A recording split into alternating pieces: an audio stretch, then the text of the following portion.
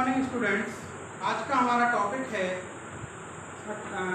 धार्मिक सुधार और समाज सुधार आंदोलन। जैसा कि आप और हम सब विदित हैं कि उस समय पर अंग्रेजी शासनकाल में कई प्रकार के धार्मिक और सामाजिक सुधार आंदोलन हुए। उस समय के जैसे कुछ विद्वानों के नाम मैं आपको बताऊं तो आपको भी स्मरण होगा कि जैसे स्वामी विवेकानंद और ईश्वरचंद्र विद्यासागर, राजा राम मोहन राय।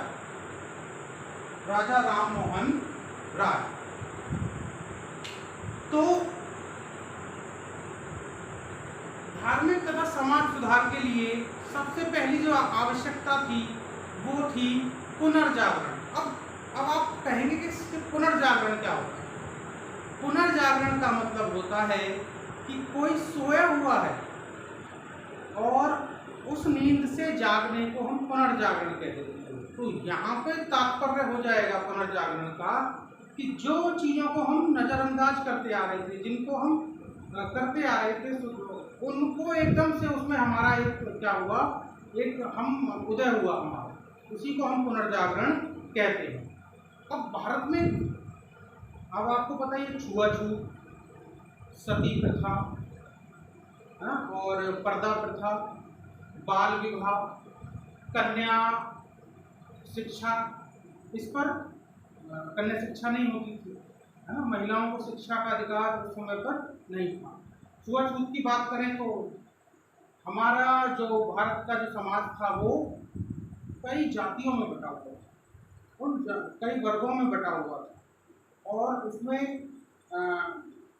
जो दलित या जिनको हम कह सकते हैं कि जिनको नीची जाति का माना जाता था, तो उनको एक तरीके से अप्रश्य माना जाता था। अप्रश्य से मतलब है कि उनकी परछाई से भी लोग बचते थे।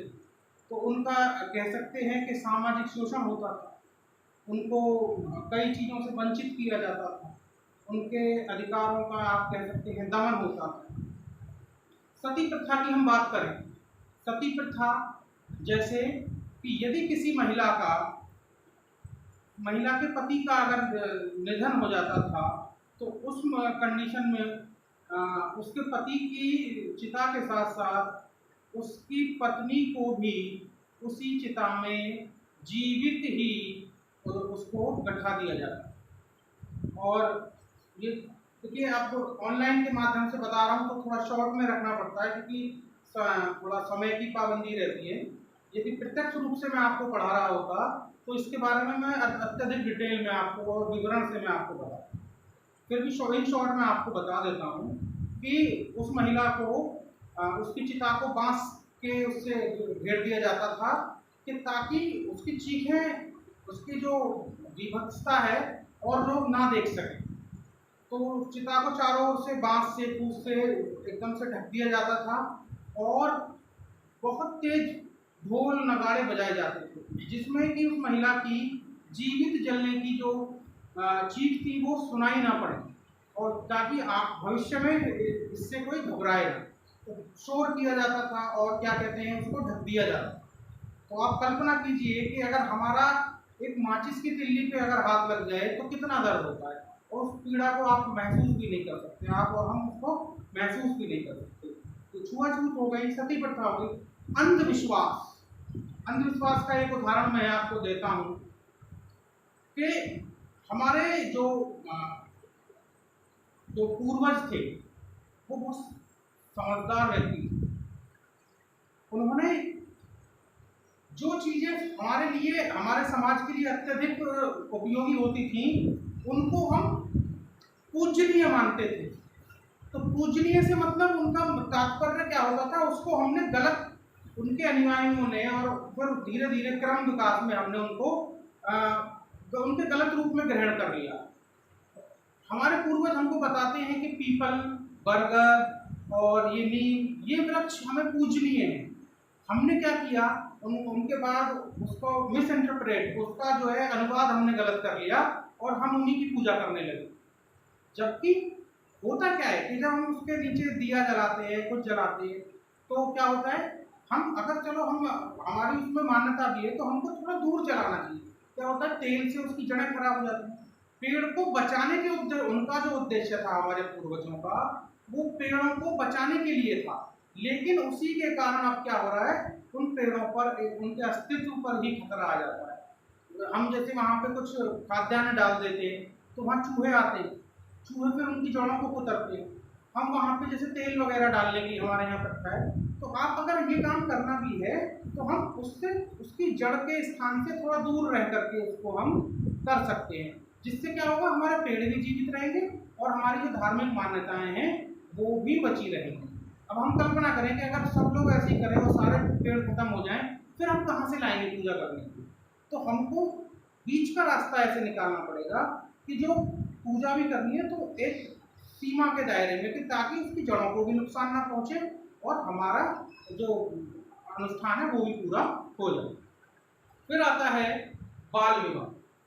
बाल विवाह आज उसके खिलाफ आज के वर्तमान समय में उसके लिए कानून, एक सीमा तय की गई है उम्र की, कि भाई पुरुषों की जो सीमा है उम्र की विवाह के लिए वो 21 वर्ष है और जो कन्याओं का है वो 18 वर्ष।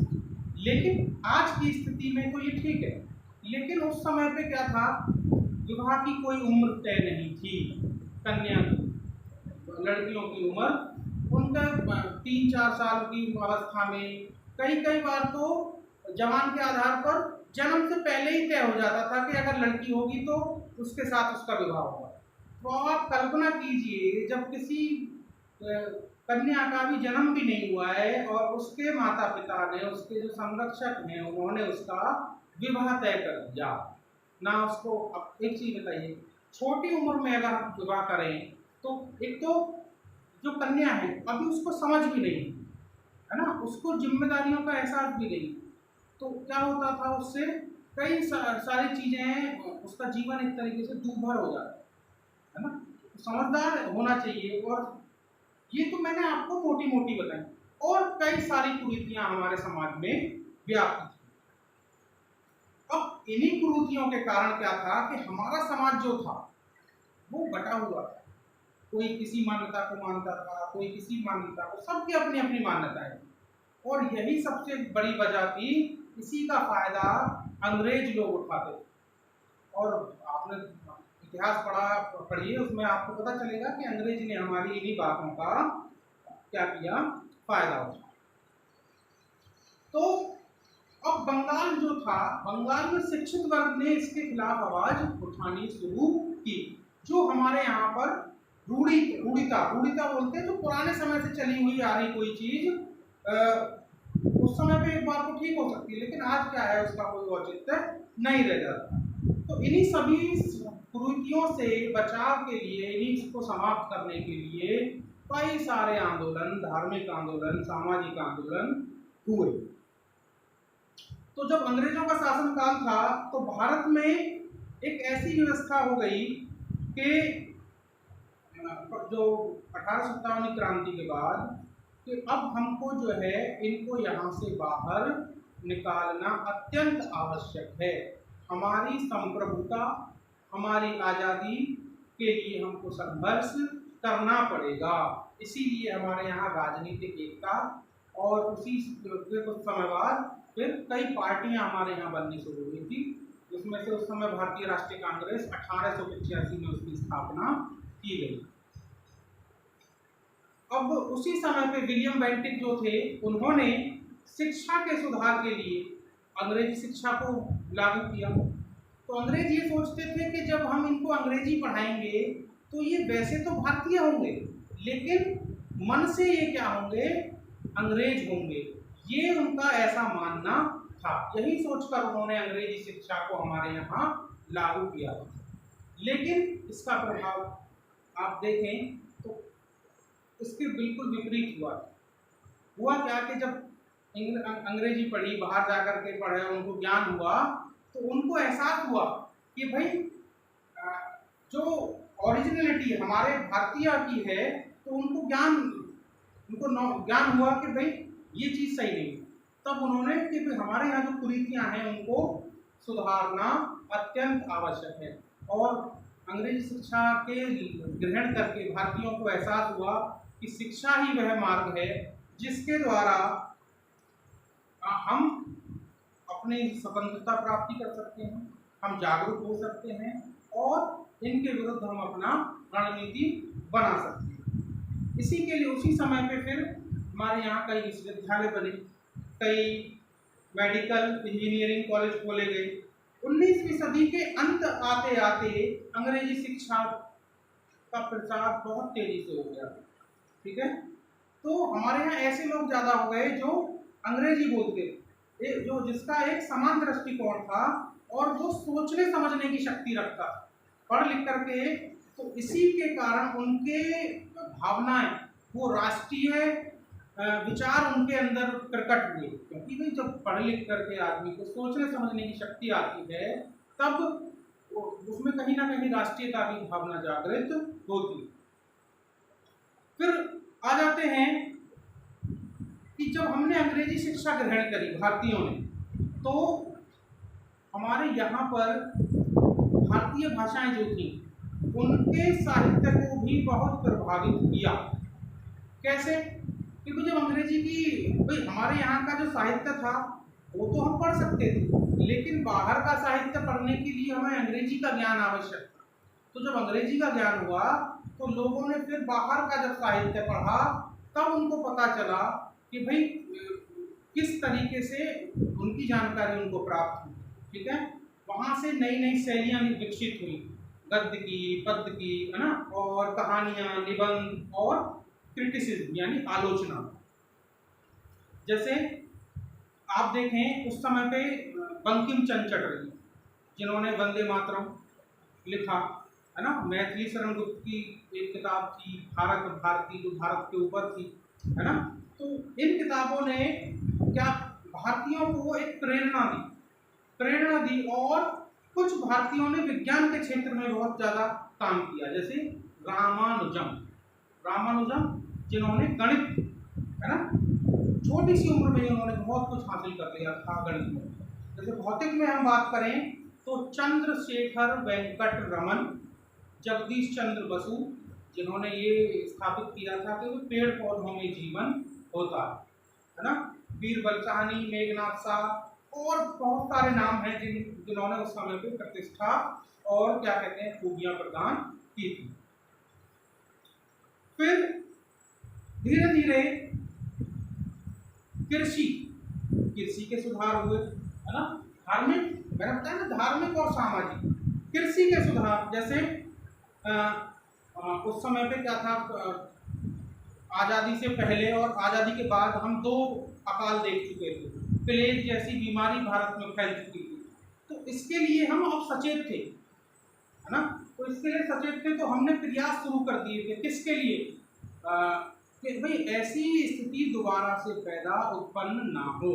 तो इसके लिए हमने क्या किया, कृषि विभाग बनाए, नए नए कार्यक्रम चलाए, अच्छे बीज का उत्पादन किया, किसानों को कर्ज, है ना, और सहकारी विभाग, जो सरकार और जो किसान होता है उनको क्या कहते हैं, उनके बीच समन्वय और उनको लोन, कर्ज जैसी व्यवस्था या उनको पूंजी दिलाने की व्यवस्था वो है करता। ठीक है, तो देखिए अंग्रेजों का जो समय था तो उस समय हमारे जो उद्योग थे, कृषि थी, वो कहीं ना कहीं हाशिए पर थी। हाशिए बोले तो नीचे पायदान पर थी, तो रोजगार थे नहीं, है ना। तो हम क्या हो रहे थे, बेरोजगारी ज़्यादा बढ़ रही थी, है ना। वहाँ भूमि की व्यवस्था वो बदलते रहते थे, कभी रैयतवाड़ी, कभी अलग अलग वो व्यवस्था भूमि की बनाते रहते थे, टैक्स ज़्यादा लेते थे। तो इन सब चीज़ों का जो बोलबाला था, तो उसी समय पे ये जो हमारे विद्वान थे, जो हमारे ये समाज सुधारक थे, ये इन सब चीज़ों का, इन समस्याओं के प्रति ध्यान आकर्षित हुआ। तो उसी समय पे राजा राम मोहन राय, उनका बहुत बड़ा योगदान रहा। तो जैसे एक आता है ब्रह्म समाज, ब्रह्म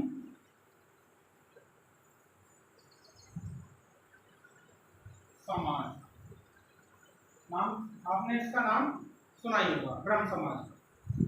तो इसकी स्थापना सन 1830 में राजा राम मोहन राय के द्वारा की गई थी। ये वही राजा राम मोहन राय हैं जिन्होंने सती प्रथा के को प्रतिबंध करने के लिए विलियम बेंटिक के पीछे पड़ गए कि आप इस पे कानून बनाइए, तब जाकर के इसको बंद किया गया। तो राजा राम मोहन राय के जो बड़े भाई थे वो खत्म हो गए थे, तो उनकी जो भाभी थी उनको सती प्रथा के द्वारा तब उनको महसूस हुआ था, तो उन्होंने नज़दीक से देखा था, तब उन्होंने प्रतिज्ञा की थी कि मैं इस प्रथा को समाप्त करके ही दम लूंगा। तो उन्होंने जो हमारे समाज में, हमारे व्यवस्था में जो बुराइयां थी उनको दूर करने के लिए इन्होंने प्रण लिया हुआ था। इसी के लिए इन्होंने एक ब्रह्म समाज नामक इस संगठन की स्थापना की। तो इसमें इसके इनके कुछ सिद्धांत थे कि भाई आप निराकार की पूजा करें। किसी ये मानते थे कि जाति पाति को नहीं मानते थे, मूर्ति पूजा को ये नहीं मानते थे। तो ये कहते थे कि भाई स्त्री शिक्षा होनी चाहिए, उसके समर्थक थे। अंधविश्वास के लिए इनका कोई स्थान नहीं था। वो कहते थे कि वैज्ञानिक तर्क को मानते थे। एक होता है लॉजिक और एक होता है मैजिक। जहाँ मैजिक नहीं, जहाँ लॉजिक नहीं होता वहाँ हम मैजिक बता दें। लेकिन ये कहते थे कि हर चीज के पीछे एक वजह होती है, कारण होता है, उसी को हम, उस कारण को ही हम तर्क कहते हैं। ठीक है, आज हम यहाँ क्यों हैं? ऑनलाइन माध्यम से, ताकि हम आपको शिक्षित कर सकें, आपको जो है आपका सिलेबस है उसको थोड़ा बहुत समझा सके। तो ये क्या है? तर्क हो जाएगा। ठीक है ना। इन्हीं के प्रयासों से भारतीयों को हिंदू धर्म का वास्तविक वैदिक रूप देखने को मिलता है। ठीक है। इन्होंने सरकार से, उस समय पे अंग्रेज नहीं चाहते थे कि कोई भी पत्रिका निकले, कोई अखबार निकले, ताकि वो उनके खिलाफ आवाज उठा सकें। तो इन्होंने वो प्रतिबंध हटाया कि भाई पत्रिकाएं छपनी चाहिए, उसमें अपने विचार व्यक्त होने चाहिए, अखबार आने चाहिए, पत्रिकाएं आनी चाहिए। उससे रोक हटवाई। कानून में जो बुराइयां थी, तो बिना सोचे समझे किसी को गिरफ्तार कर लेना, बाल विवाह, इन सब के लिए इन्होंने सुधार करवाए। ये पीछे पड़े रहते थे प्रशासकों को कि भाई ये अत्यंत आपका इसके बारे में सोचना चाहिए, इन सब चीज़ों को दूर करना चाहिए। तो इसके लिए इन्होंने कानूनों में सुधार किए। किसानों की स्थिति के सुधारने के लिए, न्याय व्यवस्था को सुधारने के लिए ये हमेशा प्रयत्न करते रहते थे। इन्होंने सती प्रथा, बाल विवाह पर रोक लगवाई। तो इन्होंने बहुत सारे काम किए। जैसे अगर मैं कुछ काम बताऊं कि अंतरजातीय विवाह और विधवा विवाह। ये पहले क्या था कि विधवा का विवाह नहीं होता था। इन्होंने कहा कि भाई जब पुरुष को इजाजत है तो वो महिला को इजाजत क्यों नहीं? किसी महिला की अगर पत्नी का स्वर्गवास हो जाता है तो पति को तो आजादी है और विवाह करने की, तो क्योंकि उसका जीवन पड़ा है। तो ऐसे ही महिला को भी उन्होंने ये अधिकार, सती प्रथा को बंद किया। पारिवारिक संपत्ति में स्त्री के उत्तराधिकारी होने का समर्थन, यानी कि जितना हिस्सा पुत्र का है पिता की संपत्ति में, उतना ही हक एक पुत्री का भी उसकी संपत्ति पर उतना ही हक होता है। जात पात, ऊंच नीच, इन सब के विरुद्ध भी इन्होंने आवाज उठाई थी। स्त्री शिक्षा और बाल विवाह के तो यहाँ दो पीछे पड़ गए। ठीक है ना। इसकी बात कर रहे हैं हम ब्रह्म समाज की। ठीक है। इसके बाद आता है दूसरा, इसके बाद दूसरा आ जाता है आपका प्रार्थना समाज। क्या आ जाता है? प्रार्थना समाज।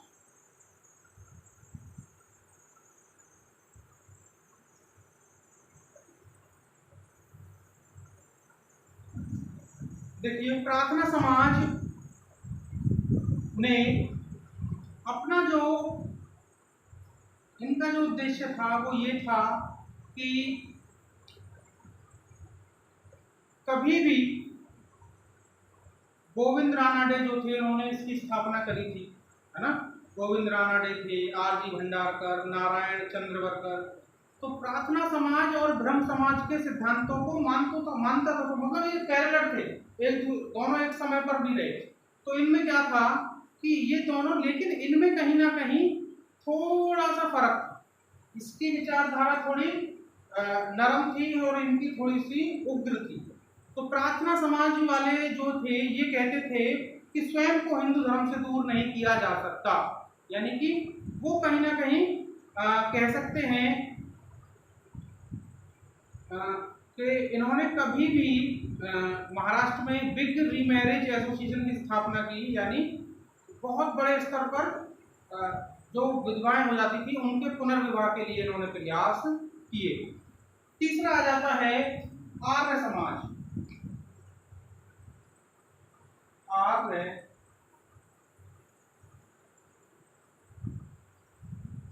समाज, दयानंद सरस्वती, उन्होंने इसकी स्थापना करी थी। तो इनका नारा भी था, वेदों की ओर चलो, शुद्ध वेदों की ओर चलो, है ना। क्या हुआ कि बहुत सारी मिलावट बाहर के लोगों के द्वारा कर दी गई थी, उसको दूर करने का। समय का अभाव है तो इसको कल यहीं से हम शुरू करेंगे, ठीक है। धन्यवाद।